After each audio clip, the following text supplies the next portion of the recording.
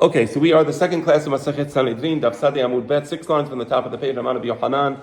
The subject was, where do we see in the Torah the law of Tehiyat HaMetim? Amar Rabbi Yochanan, Menayin Letehiyat HaMetim min Torah. We started this last week, but we'll just so we get into it, I'm going to repeat it, okay? And I want to say something, even before we do this. As you know, when Moshe Rabbeinu went up to Sinai, he received the Torah Sheba'al Peh, that's the oral law.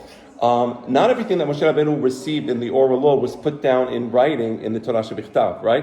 A lot of it was transmitted by heart. So Tehiyat HaMetim apparently is one of those things that was transmitted by heart. But even though it was transmitted by heart, there are a lot of insinuations in the Torah that would show that the idea of Tehiyat HaMetim was a prevalent idea, right? So can we keep that door closed? Okay, nobody heard me?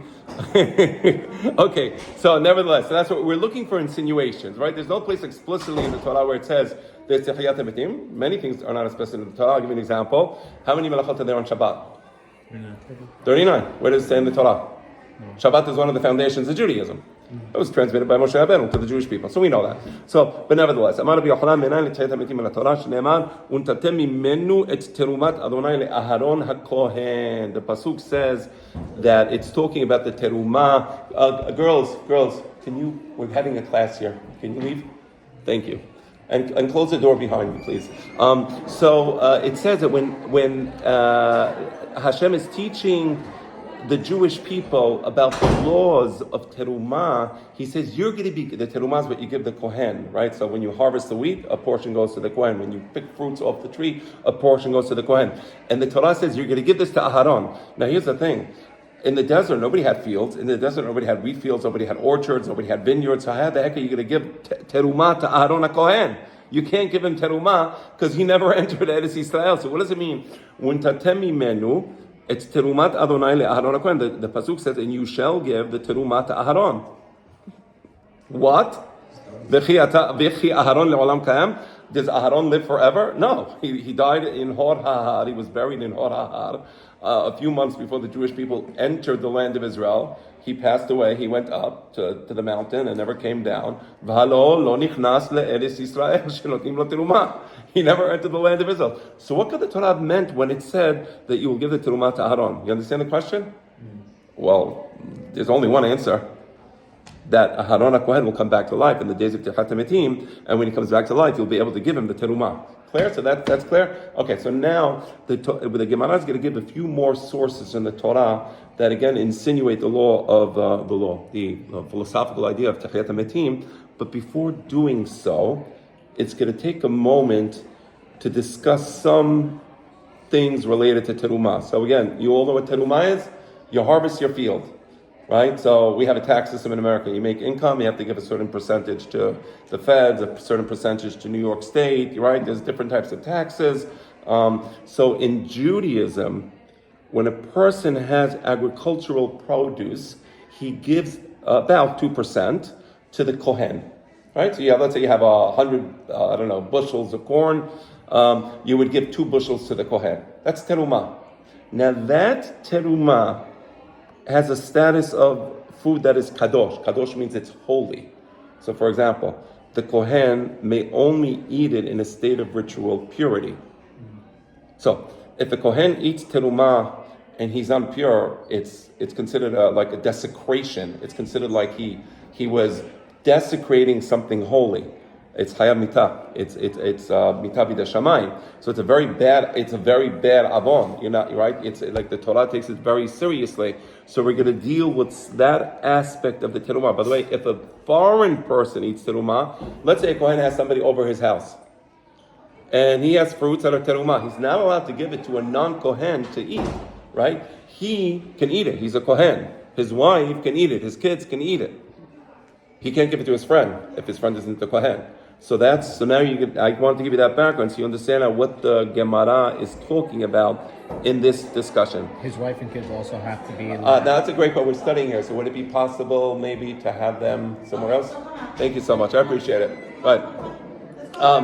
But now, the point being that if he's married to a non-Kohen, let's say, for example, the Kohen marries a Yisrael, how can she eat the terumah? And the answer is that according to the Torah, the wife of the Kohen can eat the terumah as long as she's married, right? So as long as she's married to him, she can eat the terumah. Let's say the husband passes away. They're not married anymore. So can she eat the terumah? So the answer is, if she has children, Then yes. since the children can eat the terumah, she can eat the terumah. You understand? That's a halakha. Okay, so now you know some of the laws of terumah. These laws will apply. You know, when the Mashiach comes, the laws are going to apply, right? So we don't do it now. Now we have to burn the terumah. You know, meaning when you're in Israel and you have a field, and let's say I used to have a lemon tree in my backyard. So we would pick the lemons. There was a lot of lemons. You come back with like a big box of lemons. We would have to take terumah. Now there's no kohen. Why is there no kohen today? There's no kohen because everybody's tameh. And we said that the kohen can only eat the terumah v'istahol. So what are you going to give it to a kohen? You can't. So you dispose of it. You dispose of it. That's what you do today. Okay. Let's get back now to the Gemara. דבר בישמעאל תנא, לאהרון כאהרון, מה אהרון חבר, אף בניו חברים. So the Gemara says like this. When it says that you give it to Aharon HaKohen, we learn the following lesson. The same way Aharon was a big Talmid Chacham, he knew the laws of terumah, he knew what to do with the terumah, he knew how to purify himself so that when he eats a terumah, he's in a state of ritual purity. He knew all the laws. Af banav chaverim. We know also that all the Kohanim that come after Aharon, when they eat the terumah, they're going to be Talmidei Chachamim, and they're going to know the laws related to eating the terumah. Further, so let's say, okay, you said that they're all Talmidei Chachamim, but the fact of the matter is, many Kohanim, today, let's say, they don't know the laws. You go to a Kohen today, you tell the Kohen, you guys doing Bekat Kohanim, do you know the laws of Terumah? No. How can you know the laws of Terumah? Not everybody studied the laws of Terumah. So now, let's say the Mashiach comes, and let's say you have a Kohen, and the Kohen doesn't know the laws of Terumah. So you have a friend of yours, I want to give you the Terumah, but the guy doesn't know the laws. So you're not doing him a favor. So the Gemara says, Menayin she'en notim terumah l'kohen ha'amaretz. How do you know that you're not supposed to give the terumah to a Kohen who doesn't know the laws of eating the terumah? Because you're going to make him make a sin. שנאמר, ויאמר לעם ליושב ירושלים, לתת מנת הכהנים והלוויים למען יחזקו בתורת אדוני. This is talking about when the Jewish people returned to Israel after the destruction of the first temple, 70 years passed. After 70 years passed, then in the days of Cyrus, the Jews returned to Israel. When the Jews returned to Israel, they restarted giving the Kohanim the terumah. Right? And the Pasuk says, and I'm going to read the Pasuk again, ויאמר לעם ליושבי ירושלים, the people were instructed, the inhabitants of Jerusalem were instructed, latet menat kohanim v'halviyim, to give to the kohanim. Which, what do you give them? You give them the terumah. So they were instructed to give them the terumah, leman yachezku betorat Adonai, so that they can follow the laws of God. Now, what does it say? That they were instructed to give the terumah to the kohanim so that they can follow the laws of God. What do you mean, so that they can follow the laws of God? What's the relationship? The relationship is as follows. To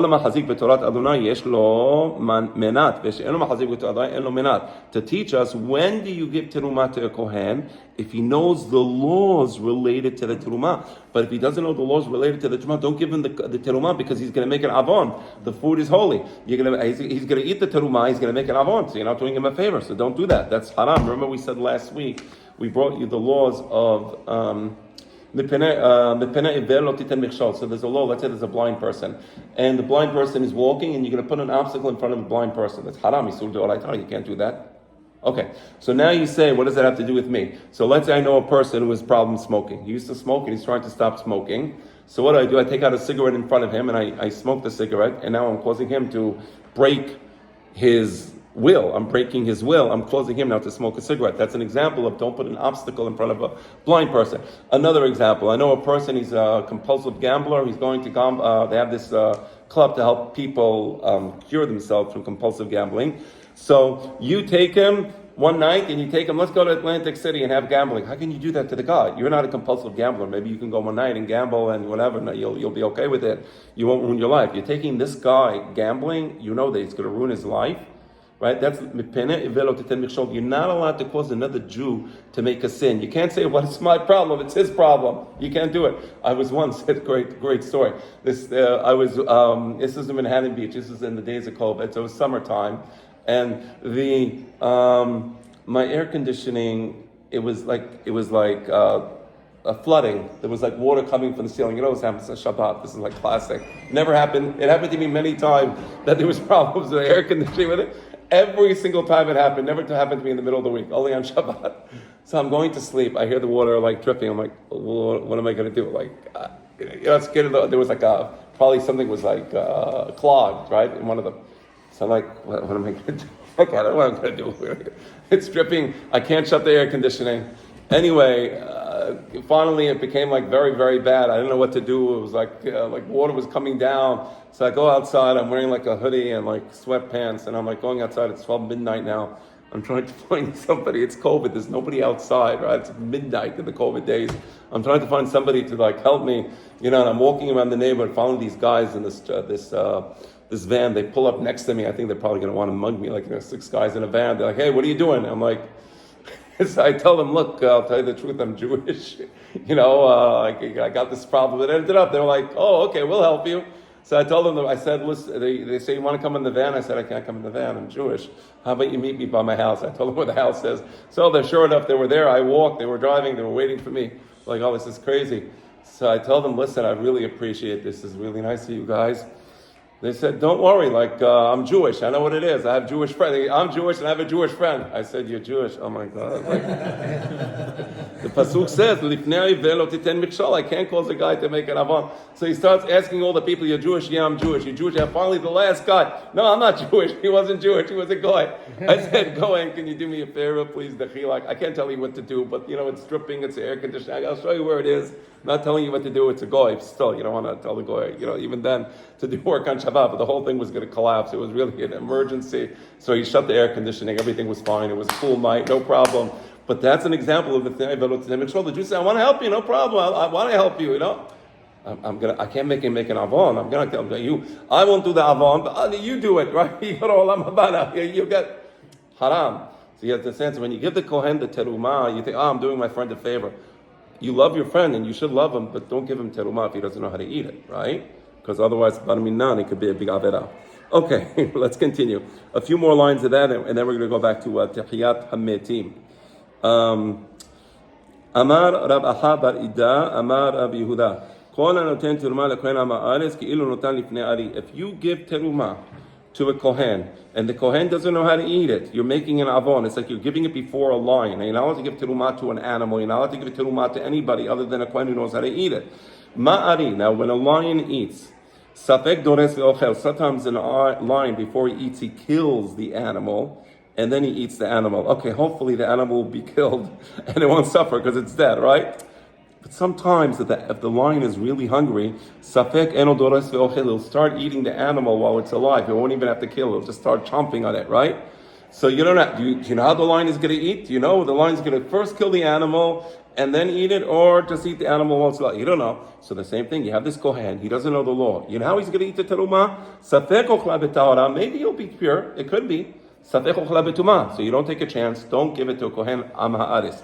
Rabbi Yochanan amar av gorem lo mitah. And if you give it to kohen am ha'aris, and bar minan, he eats it betum'ah, and now he's hayav mitah b'dei shamayim. He's subject to death penalty for that, because as I told you, the Torah takes the holy things like the Bet HaMikdash, the Korbanot, the Terumah, these holy things, they're considered like something that if you don't respect something that's holy, bar minan, it's like you're disrespecting God. So if a Kohen eats Terumah and he's not tahor, bar minan, it's mitah b'dei shamayim. The Pasuk says, "Shene'emar umetu bo ki yahalelu." If a Kohen desecrates the terumah, it could be death penalty. You're not doing him a favor; you're hurting the guy, right? Not everything that you do for somebody is a favor. Sometimes you have a guy. Give me an example. He wants charity. We should always give tzedakah. Obviously, of course, we give tzedakah. But sometimes a person needs a little push. Sometimes a person needs advice. Why are you not working? Why are you not working? Yeah, try if you have influence. Look, I'm not talking about all people. God forbid. Sometimes there's families who are working and they can't make it, and the biggest mitzvah is to help these people. Be'emet, I can't even tell you. that when you help a family, that they're working and they can't make it through the month, what a big mitzvah, what a zechut. Like, it's the biggest zechut you have, is to help people like that. So, but I'm talking to you, let's say you have a friend of yours, he's not working. And he's like, he's a smart guy, he's staying at home, I need help. Okay, you help him. But you tell him, but that maybe you're not helping him, maybe you're hurting him. Maybe tell him, listen, I don't want to help you anymore. I don't have any for it. You're saying it because you want him to, like, go find a job. Tell him, and try to help him find a job. So sometimes when you think you're helping somebody, you're not helping him. I remember a neighbor of mine years ago. He used to live in the other side of Brooklyn. He was a very nice person. Really, I mean, nice person. He was a goy. He was Puerto Rican, but very nice person, very friendly. He used to come to me in the middle of the night. He needed money. He was all drugged up. Hazit, the guy was addicted to drugs. I don't know. What am I going to do? I finally said, I can't give you money. I felt bad. Every time I give him money, I know he's using it to buy drugs, and the guy's getting crazier and crazier and crazier. I'm not helping him. So, Bad Minam, we should never be in that situation. It's a horrible situation to be in, but I didn't feel I was helping him anymore, so I said, I'm not helping him. So you have to be careful what you give people, how you help people. Not everything is helping. Not every act of kindness is an intelligent act of kindness, right? Right? You could have killed the guy. The pasuk says, if the kohen eats terumah and he's not tahor, bar minam chayav mitah. And finally, the last point on this, Dever Rabbi Eliezer ben Yaakov Tana, at masio avon ashma sheneemar v'hisiu otam avon ashma be'ochlam et kochem. The pasuk says that if a kohen eats terumah and he doesn't respect the terumah properly, he doesn't eat it in the right way, it's a stain on his soul, right? It stains him, meaning it's not a simple avon. Okay, a person, I don't know, ate non-kosher food. Okay, he says, hatati, aviti, pashati, I'm not going to eat non-kosher food anymore. Next. That's it. Done. But here, this was something holy. And he desecrated something holy, it stains the soul, Bar Minan. So again, be careful. In the days of the Mashiach, we should be zochim. We're like in such crazy days now. Like, if the Mashiach came tomorrow, I wouldn't be surprised. Honestly, I'm not making predictions. So don't get me wrong. I don't make predictions, but I'm just saying we're such insanity. We've seen such bad, insane things. And I'm like, if suddenly Mashiach came tomorrow, so Mashiach comes tomorrow, suddenly you have a field, we all go to Israel, we all get land in Israel, we all have orchards and wheat fields, we can start giving terumah to our friends. No. Wait for your friends to study the laws of terumah and then give terumah to your friends. Until then, give terumah to a kohen who knows the laws of the terumah. You get it? That's the lesson for the day. Inshallah, we should have this problem very soon. Okay, because we are really in a messed up state. Baruch atah Adonai Eloheinu melech haolam shekol yamim baro.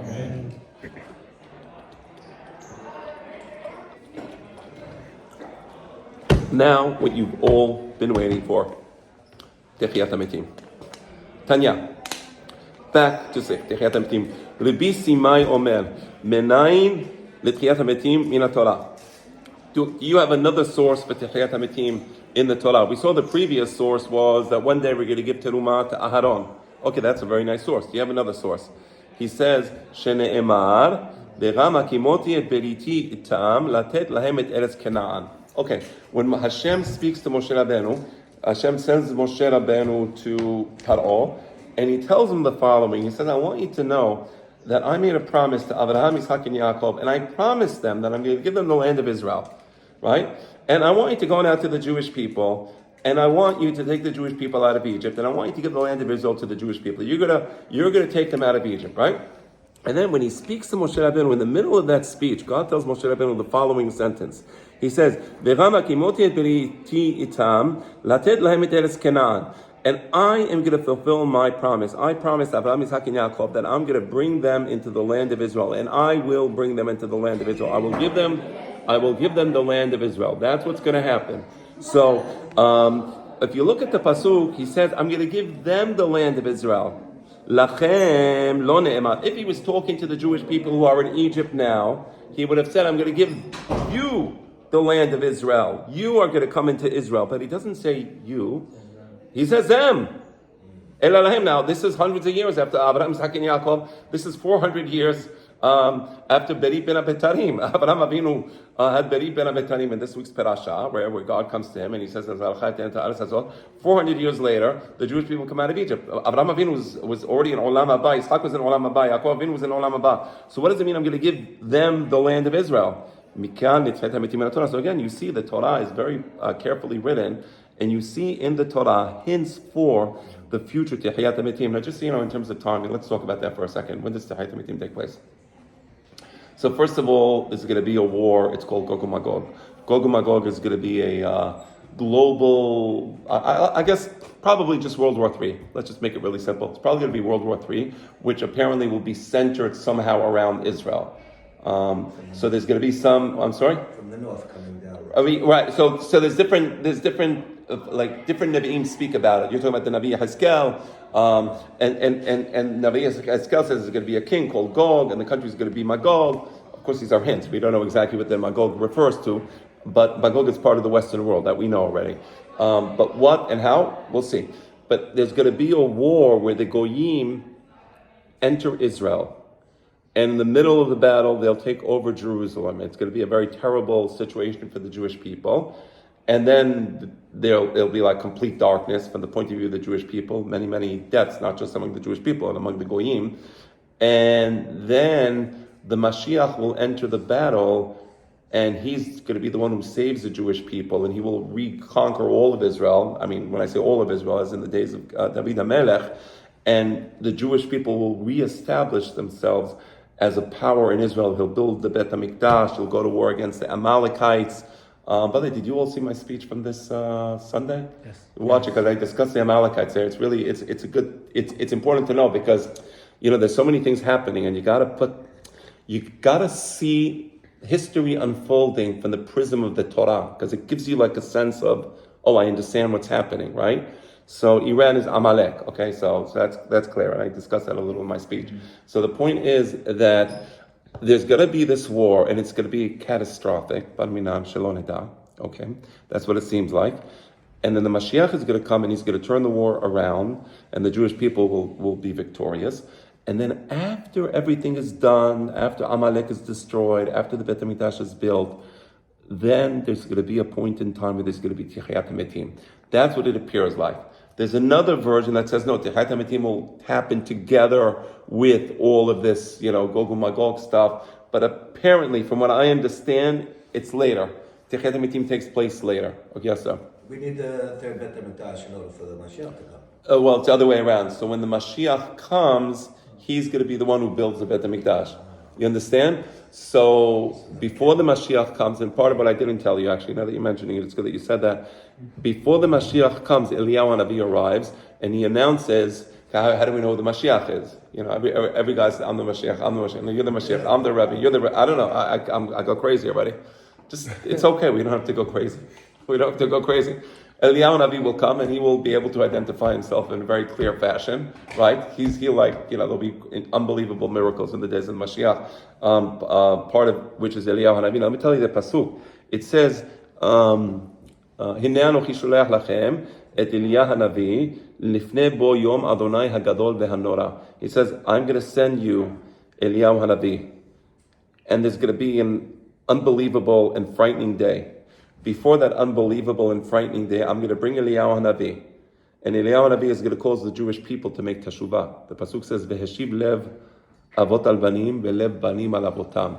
It says everybody's going to make teshuvah when they see Eliyahu Hanavi, and they're going to be ready for that frightening day, right? And the zechut of Eliyahu Hanavi and the Torah and the mitzvot that we're going to be doing will protect us from that frightening day, right? So that's I'm giving you like a little sense. So Tehiyat HaMetim apparently takes place afterwards, okay?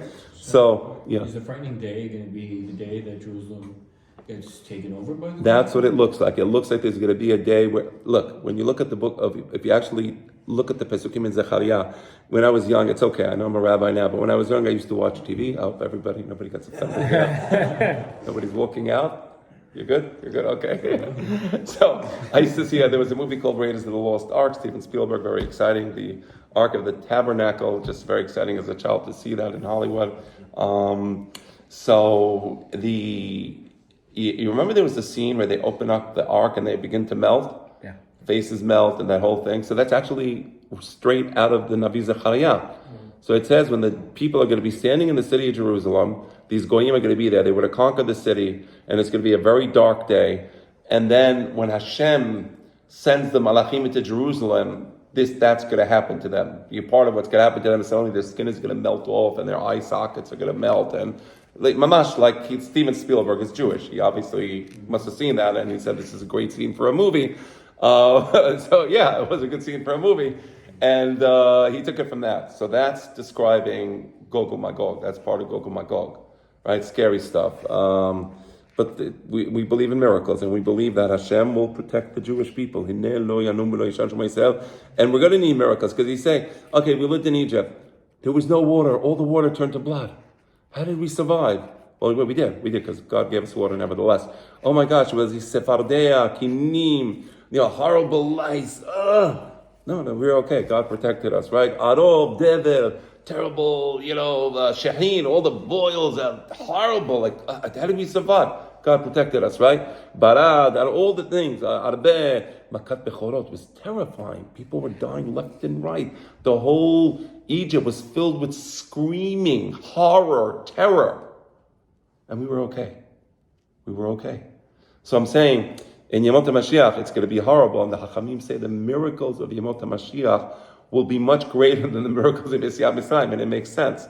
Because you think, okay, Yetziat Mitzrayim, what's a big deal? Well, here we're talking World War III.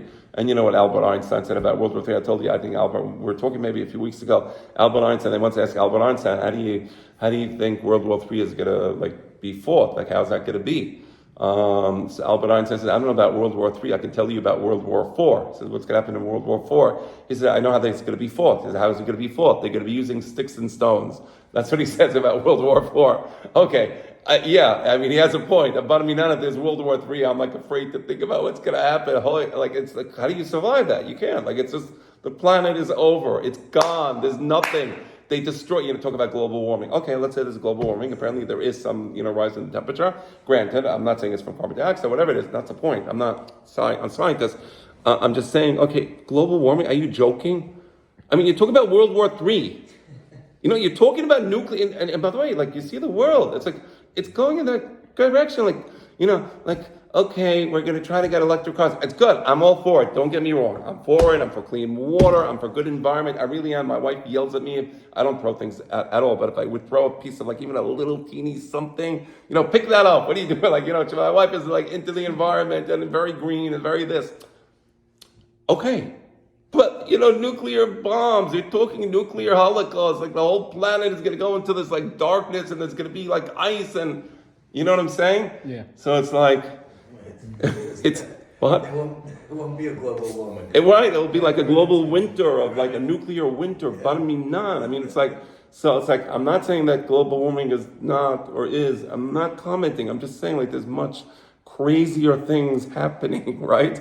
It's you know what it's like? It's the whole house is on fire, and then somebody's lighting a match to light to say, what are you doing? Don't light that. The whole house is on fire. What are you? Okay. Anyway, so Techiyat HaMetim is a good thing, though. So let's get back to that. Sedek, Gam, Nashim, Kam, Siman. Okay, you see the second wide line? Does everybody have the place? Yes, Sha'alu Minim. Et Rabban Gamliel. Okay, Sha'alu, you have the place here? Yeah? Okay. Sha'alu Minin et Rabban Gamliel. So in the days of Rabban Gamliel, he lived in the days at the end of the Second Temple. And they asked, in those days, it were the early Christians, they were called the Minim. The early Christians, they're the ones who begun to believe in the Trinity. So we believe, of course, in only one God who is completely unphysical, who is completely different than us. It's not just that God isn't physical, he's completely... God's existence is at a higher level than our existence. We can't even understand what his existence is. But the Minim, they begun to think of a corporeal God, right? So they believed in a physical God, or that Jesus, the Son of God, somehow the real God, impregnated woman, which for us is complete blasphemy. Even to say it in a knis sounds horrible, right? So these early Christians, they used to have discussions with the Hachamim sometimes, right? So here's one such discussion. Sha'alu minin et Rabban Gamliel. They went to Rabban Gamliel. Rabban Gamliel was a Rosh Hashiva in Yavne. After the Beit HaMikdash was destroyed, the Hachamim established the Sanhedrin, which was a high court of the Jewish people in Yavne. So the Minim came to him and they said the following: Menayin she'akadosh baruch hu mechayeh metim. How do you know that God, he can bring the dead back to life. Where do you get that from? With this whole idea of Techiyat HaMetim? For us Christians, it seems foreign, right? Where is that from? They weren't Christians yet. I misspoke. It was the early Christianity. Amalem mina Torah mina Nevi'im u'Ketuvim. So Rabban Gamliel says, I'm going to bring you a proof from the Torah, which is the 5 books of Moses, right? Bereshit, Shemot, Vayikra, Bemidbar, Devarim. I'll bring you a proof from that. Mina Nevi'im, I'll bring you a proof from the prophets, right? The first prophet Yoshua, then Shofetim, then Shemuel, then Melachim, all the way to the end of the Malachi, right? So that's the books of the prophets. Umina Ketuvim, I'll bring you a proof from the Ketuvim, which is, Mishle, Tehillim, Iyov, Daniel, Nehemiah. Okay. I'll bring you one proof from the Torah, one proof from the Nevi'im, one proof from the Ketuvim. Velo kibelu mimenu. Whatever Rabban Gamliel brought them, they rejected. Now let me give you some advice. We had a discussion now in the synagogue about anti-Semitism and what can we answer and what can we say and this. The truth, it's a waste of time. You're dealing here with an ideology. You're not dealing here with rational thinkers. Right? These people are... Anti-Semitism is, it's a psychosis. It's a mental aberration, albeit that it's common, but it's a psychosis, meaning these people are sick people.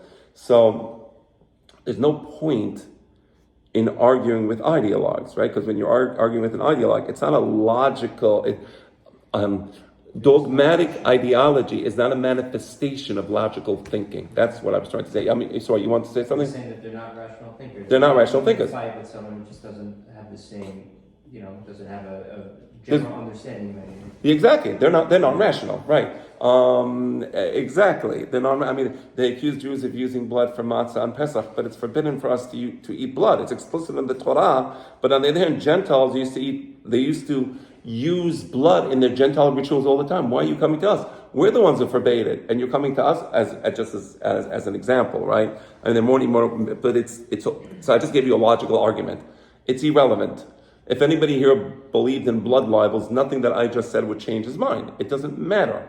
So they just rejected everything he said. And the Gemara points it out. But nevertheless, for us, we want to hear what the proofs were, okay? So what are the proofs? So, Mina Torah, Dichtiv. Vayomer Adonai el Moshe, Hinecha shochem imamotecha bekam.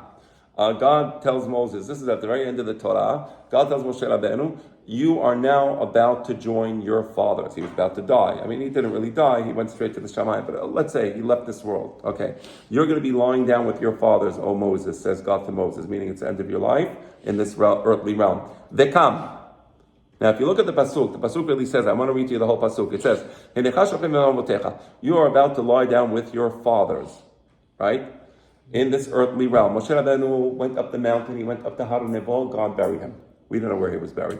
The Chachamim said the reason we don't know where Moshe Rabbeinu was buried is because they were worried that if people knew where Moshe Rabbeinu was buried, they would turn it into a shrine, to a religious shrine, and God didn't want that. So we don't know where he was buried. Okay, so he was buried in Har Nebo. Where exactly? Unknown. So God buried Moshe Rabbeinu. So God tells him, you are now lying down with your fathers. Vekam ha'am hazeh. The continuation of the pasuk really says, Vekam ha'am hazeh. And one day this nation will rise up. Vezana ahare Elohei necharas. I'm reading to you the pesukim in the Torah, right? It's not in the Gemara. I'm just reading the pesukim in the Torah because the Gemara says that you know the pesukim. So that's why I'm reading it to you. It says one day the Jewish people will rise up. They come. This nation will rise up, and they will be perverted after the idolatry of the land of Israel. Back then, the land of Israel was filled with idols, and that's actually what happened. So God is telling Moses two things. Number one, you're leaving this earthly realm. Number two, the nation is going to rise up, and they are going to go after idolatry. So Rabban Gamliel was very clever. He tells them, he knows, Rabban Gamliel knows, it doesn't matter what he tells them. So he's playing with them. He takes the pasuk and he chops it into two. He says, God told Moses, you are now lying down with your ancestors, with your fathers, vekam, and you will one day rise up. That's not the peshat of the pasuk. The peshat of the pasuk is that the Jewish people will rise up towards idolatry. Not that Moshe Rabbeinu will rise up from the dead, but that's what he brings them. Okay. Amrullah, they knew the what they call the Old Testament. We don't call it the Old Testament, we call it the Chumash. They told him that Dilma Vikama Amazevezanas, and they said, wait, maybe it's referring. They didn't even know the pasuk. But they always misquote pasukim. You see these Jews for Yamach Shuvah V'Zichron, they're always there. They're always misquoting pasukim. They don't know how to read a word of Hebrew. They mistranslate it. They don't know what they're saying. So they say maybe the pasuk. What do you mean maybe? This is what it means. But anyway, they say maybe the pasuk means that the Jewish people will rise up and go after idolatry. Okay, but that's one source. So that's one source that Rabban Gamliel gave them. Again, he's toying with them. Mina Nevi'im, how do we know from the Nevi'im that there's Tehiyat HaMetim? Dichtiv, and this is an actual pasuk. This is an incredible pasuk. It says Yichyu Metecha. This is an actual description of Tehiyat HaMetim. I want to get the book of Yeshayahu. Is it even here? It might be. I might have left it by my. Here it is. Here it is. It's a beautiful pasuk because this describes Tehiyat HaMetim in a very powerful way. Yeshayahu, what chapter of Yeshayahu is it in? Kavav. Okay, Yeshayahu Perek Kavav. I think it's at the end of the chapter. I think it says Pasuk Yud. Thank you. Wow, look at that. Thank you. You just saved me a little. I knew it was at the end. Yeah, I was right. The end of the chapter, because the next. Almost end. Yeah. Yehyu Metecha. The pasuk says, one day, the dead of the Jewish people will come back to life. Nevelati. The lifeless bodies will rise up. Hakisu v'ranenu shochene afar. Rise up, wake up, those who are dwelling in the soil. Kital orot talecha. So what is God going to do when it's time to Hayat HaMetim? So let's say a vegetable, and the vegetable is wilted, and the dew falls from the sky on the vegetable. It brings it back to life, right? Sometimes when the vegetable is planted in the ground, and then the sun is very strong in the daytime, and it looks like it's all wilted, and then the dew falls on the vegetables that night, or the vegetation, not vegetable, vegetation, and suddenly it's all green in the morning, it's back to life.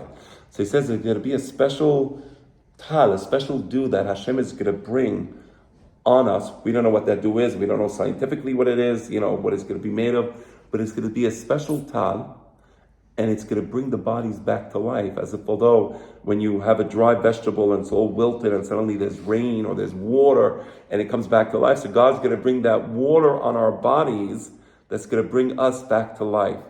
Va'ares Refaim tapil, but in contrast it's going to be the Refaim. The Refaim are the ghosts, meaning there's going to be people that God is not going to want to bring back to life. So on the one hand, there's going to be people who are tzaddikim, who are going to come back to life, and then there's going to be some that the land is going to keep them stuck. They're going to be like ghosts, like dead.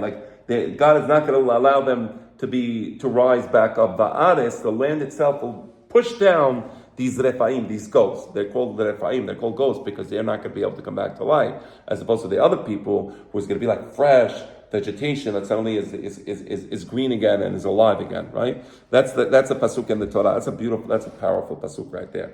Va'ares refaim tapir. Okay, so that's a pasuk again. Yechyu metecha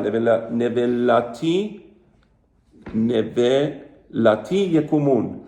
Hakisu v'ranenu shochene afar, kital orot talecha, ba'ares refaim tapir. Vedilma, they rejected that also. It doesn't matter what you tell them. Again, they're idealized. So it's Vedilma metim she'chaya Yecheskel. They say, no, this maybe it's talking about something else. There's a story with Yecheskel HaNavi. Yecheskel HaNavi went to a place called Bik'at Dura. And in this place called Bik'at Dura, it was a valley which was filled with bones. And Yecheskel sees these bones, and Hashem tells him, do you see the bones? He says, yeah, why am I looking at this? It was horrible. It was bones of people. And then he sees the bones getting sinew on them, and then the flesh forming on the sinew, and then the bones coming together, and eventually it was people, and they were rising up. He saw a vision of Techiyat HaMetim, but that vision was a parable. It was a parable for what's going to happen to the Jewish people. Also, in the days of the Mashiach, that many Jews will be completely distant. They'll be completely cut off.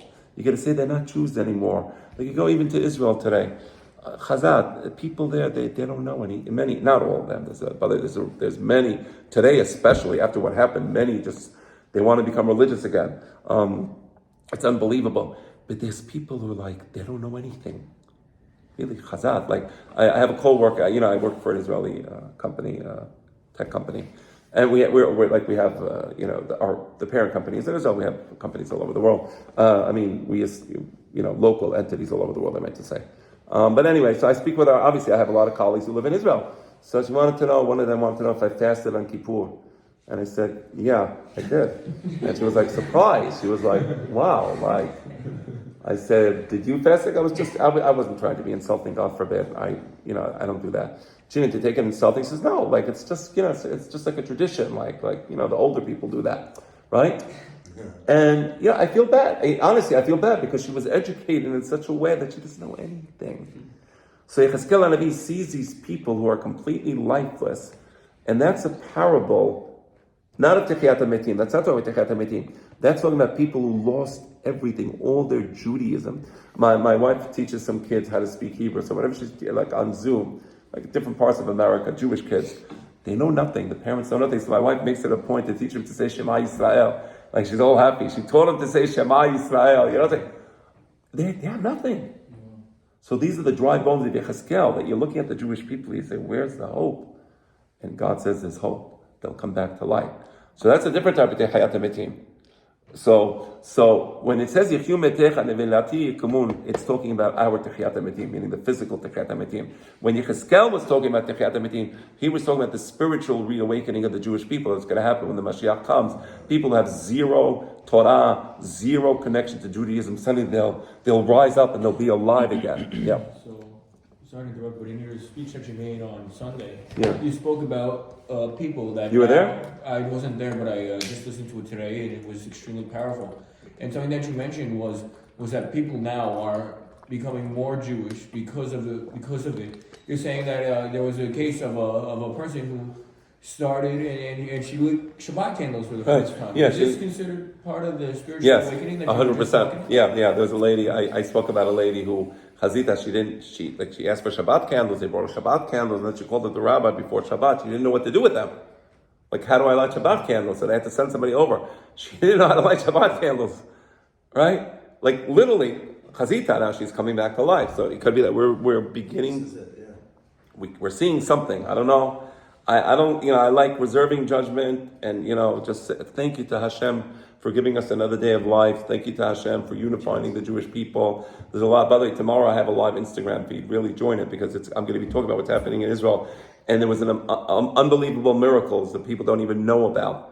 I'm telling you, the miracles that happened on October 7th, I know it was horrible, devastating beyond belief. Like, I from what I've seen, what I've heard, I would say even worse than the Holocaust at some level. I mean, the specific atrocities that were done were just not normal. But there were some miracles that happened, and I'll talk about it tomorrow at 8:45 on my Instagram feed. So those of you who have my, I'm sorry. Yeah, and I'll record it. After I do these feeds, I kind of share it, and then it kind of gets onto Instagram. Yeah. So why did Moshe choose not to make it clear in Torah? Listen, first of all, it's a good question. There are some things. And the question he's asking is great. Why are some things stay in the Torah shebe'al peh, and some things are put down in writing? I think it's a great question. And part of it is the Torah shebe'al peh, the Sephardim, they used to call it the lay mental. The lay mental means the mental law. What does it mean, mental law? Meaning there are some things that as Jews that condition our thinking. I'll give you an example. You know what football is. You all know what football is. You know what Monday Night Football is? It's just part of our thinking. We all get it. We know what Monday Night Football is. If you go to Europe, they don't refer to football as football. They think football is soccer. Like in Israel, when I say football, like they think I'm saying soccer. Like, I love football. No, I don't like soccer. I know like soccer is now popular, but this is going back to 25 years. So I say I love football, and they thought I'm talking about soccer. I don't like soccer. I find it to be the most boring game on earth. Now, I know I'm probably a minority. Most people in the world, they love soccer. It's the truth. I admit it. Okay, I was raised on football, whatever. I'm not. The point is, you don't have to explain what football is to an American. It's just part of the mental process of an American. You know what popcorn is in the movies? Like, does anybody have fried chicken in a movie? No, in a movie theater, you have popcorn, buttered popcorn with salt, and a giant, gallon of Coca-Cola. You'll drink a whole gallon of Coca-Cola. I don't know why you do it, but it's part of the mental conditioning of America. That's what we do as Americans, right? You go to a movie, giant popcorn, giant, I don't know how much cholesterol, I was like, 17 tablespoons of cholesterol, and 5 cups of sugar in this big Coca-Cola, and you drink it. So do you have fried chicken in a movie? Everybody have fried chicken? Is that a thing? No, it's not a thing. Why? What's wrong? Well, I want to have fried, because it's part of the mental conditioning. So every society has its own mental conditioning, right? A mental law that tells us how to see things, how to interpret things. And by the way, I've studied about this. My father taught me about this. Structuralism, post-structuralism. There's people who study the philosophy of human thought, right? So this isn't like a made-up subject. It's a very deep subject. But just know that everybody has this. Everybody has a Torah Shebe'al Peh, right? Everybody understands it. So when you say, I'm entering an elevator, and in England they say, I'm entering a lift, like what do you enter? A what? A lift? No, you mean an elevator. Well, you're British or American, and you have a different mental conditioning, and you have a different way of interpreting language, right? So what is it? I think I once brought it, you were, hat trick. What's a hat trick in hockey? A hat trick. So I got it, what? 3 goals. 3 goals in a row. So a hat trick. I go to England, wow, that was an amazing hat trick. So he says, what did you do? Did you take a bunny rabbit out of the hat? He says, no, it was a hat trick. What's a hat trick? No, what was the magic? You think, no. It was a hat trick. So that's it. Is there like a place in America where they say a hat trick is 3 goals in a row in hockey? And what's hockey? So what is hockey? So you see, there's no end. You always need a Torah Shebe'al Peh. There's always going to be the Torah Shebe'al Peh on the Torah Shebe'al Peh that you decide to write down. In hockey, 3 goals. What's a goal? I don't know what a goal is, right? You see? So you need a Torah Shebe'al Peh. Every human mind, a society has a Torah Shebe'al Peh. So this thing, Techiyat HaMetim, these things, one God, Techiyat HaMetim, God created the universe. Part of this is just part of the way we think. So not everything was written down. Some things are just, this is who we are as people, and it was passed down by our parents to us, and we understand it, and we have the Hachamim who taught this to us. So some things are written down. That's correct. But not everything. But it's insinuated, and you see it clearly in the Pesukim. Okay, what time is it, by the way? I lost. 9:52 p.m. Okay, when we get to 9:59, let me know, so I know to, get ready for the end, because we'll finish at 10, right? So that was a proof from the Nevi'im. It was a beautiful proof, right? How God is going to bring this special dew on the dead people, and they're going to just rise back to life. That's unbelievable. Okay, Mina Ketuvim. How do we know about Techiyat HaMetim from the Ketuvim? So he brings a pasuk in Shir Hashirim. I'm going to read the pasuk for you. The pasuk says, "V'hikech keyen hatov." First, let me explain to you the simple meaning of the pasuk. V'hikech keyen hatov holech ledodi lemesharim. Says God to the Jewish people, or says the Jewish people rather to God. He says, "Listen, the beautiful words of the Torah. You know what it's like? Hikech actually means the mouth, right? That part of the mouth that tastes. So you have the taste buds in the mouth. So it says, the words of the Torah, of the Hachamim, are kiyen hatov. It's like old wine. It's like good wine. Because the wisdom of the Hachamim is not saying that somebody just made up yesterday or a day before. It's all based upon a continuous tradition of thousands and thousands and thousands of years. And the wine gets better and better and better. It says, so the words of the Hachamim, the Torah of the Hachamim, is like old wine. Holech ledodi lemesharim. And it says, imagine a husband sitting down and his wife is giving him this delicious wine, and he's drinking it, and it's making his mind think in a straight way. Because usually if you drink too much wine, it can make you get drunk. But what's happening with the wine of the Torah, it's mesharim. Mesharim means it's making you go in a straight way. So you get this amazing feeling, right, of happiness that the wine would normally give you. But unlike the wine that makes you drunk and makes you lose your thinking, this is making you focused and brilliant. Holech ledodi lemesharim. And then imagine the husband, he's going to sleep, he feels very good, he just had a delicious wine, it entered him, and he's having beautiful thoughts, everything in a holy way. So this person, the words of the Torah are so beautiful that as you're sleeping, you have words of the Torah coming out of your mouth. I've actually had this. Like when I remember I was in Israel a few months ago, and I remember the first morning I woke up in Israel, I was in my parents' house, facing my father, Allah Shalom. He's in Olam Haba, and my mom was in America. But anyway, I was in my parents' house, and I remember I literally was saying Divrei Torah. Like I had my derasha for that Shabbat. I woke up, it was Thursday morning, and then Friday I had the derasha. The derasha was the words that I was talking as I was waking up in Eretz Israel, and that was the derasha I gave, all right? So it's like, sometimes when you go to sleep and you have Torah in you and you're going to sleep and the words of the Torah are like alive on your mouth. So dobeb literally means your lips are moving. Dobeb while you're sleeping. So that's a peshat of the pasuk, right? The peshat of the pasuk is that the derasha is that the people sleeping is talking about the people who passed away, right? And that God is going to come to these people and he's going to enlighten them with this delicious wine, which is the words of the Torah. And when they hear the words of the Torah, it's going to be so invigorating that they can like come back to life and be all happy, right? So that's another source in the Ketuvim. It's not the Peshat, by the way. This is not the Peshat in the Pasuk. It's a derasha. It's a derasha, and it's a beautiful derasha. It's a beautiful derasha, right? I'm sorry, go on. The rising of the Jews is only in the Aretz, or is it all around the world? That's a very interesting question. So apparently the focus of Tihat HaMetim will be in Israel, but people buried wherever they are, because there are many, many great Chachamim buried in so many places in the world. Mordechai and Shulchan HaBirah, I mean there's Tanaim and Moraim buried in Babel. So we believe that everybody somehow will come back. So the Mekubalim say there's going to be like, I'm just telling you what they say. I'm not saying this is right. But they say somehow the bodies is going to be like a tunnel. They're going to come to Eretz Yisrael and then rise up in Israel. I don't know. I can speculate. So that's what the Mekubalim say that. So I'm sharing that thought with you. But of course, being buried in Israel is not a condition for Tihat HaMetim, but apparently it makes it much easier, right? It makes it much easier. So, all right. Okay, let's continue. Okay, I'm sorry. Vedilma, again, these minim, they heard that derasha, and they said, Vedilma rehishem milchishan siftate be'ama. It said that minim, they told Rabban Gamliel, maybe the lips will move. You know that they could come back to life. Just because the lips are moving doesn't mean they're coming back to life. Again, all nonsense, waste of time to argue with the minim. Rabbi Yochanan knew that it's a waste of time. That's why at the very, very beginning it says, whatever he said, they didn't accept. If you're an ideologue, never argue with an ideologue, right? I think he said this not for the minim. You know why Rabban Gamliel said this? Who knows why he said this?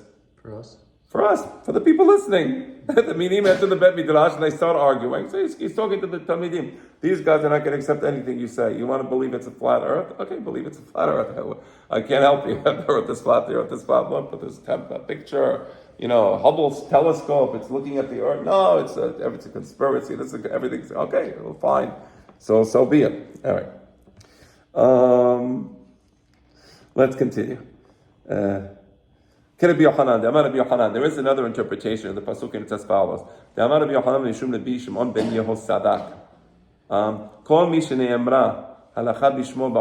beautiful, beautiful explanation of this pasuk. What does it mean that the lips of the person who's underground is moving? There's this beautiful Torah, this beautiful wine, and this wine is bringing enlightenment, and then it causes the lips to move. So a beautiful derasha, it says like this. If